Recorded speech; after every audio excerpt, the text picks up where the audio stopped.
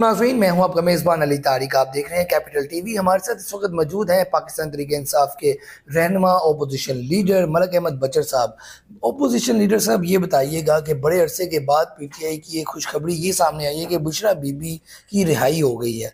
रिहाई होने के बाद अब आप क्या देख रहे हैं? क्या आप लोग मिलने जा रहे हैं उनसे? आगे का लाएमल क्या है?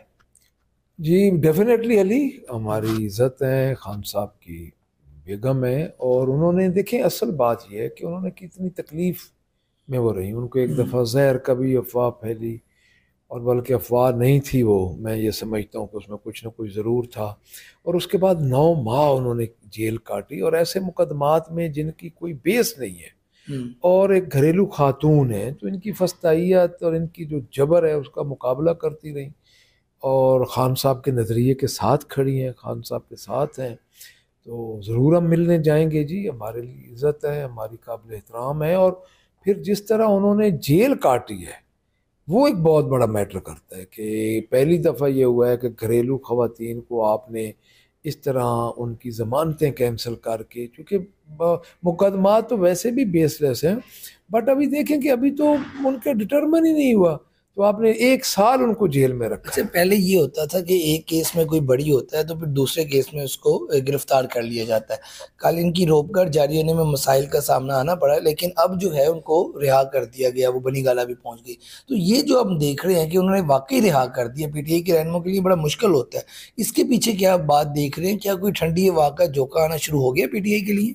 देखिए जी, मैं इसको को इसलिए ये गैर मामूली बात नहीं समझता, क्योंकि इनके पास कोई केस नहीं था। अच्छा, केस नहीं था। अगर अब बीबी बाहर होती तो उन पे कोई मुकदमात लियाकत बाग वाला ये जो बाकी लोगों पे बनाए जा रहे हैं तो वो बना देते, जिस तरह बाकी खान साहब की बहनों पे बनाए गए हैं।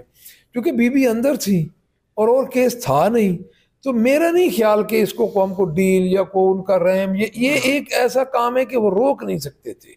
उन्होंने कोशिश पूरी की, रात दिन उन्होंने कोशिश की। उन्होंने 24 घंटे यही कोशिश की कि कोई ऐसा केस निकालें जिसमें कोई बीबी को दोबारा रिहाई ना मिल सके। बट उनको जब केस नहीं मिला तो उन्होंने रिहाई दी है। और देखें, इतनी फस्तायत का मुकाबला करके वो खातून आ रही हैं, और एक घरेलू खातून है, मजहबी खातून है।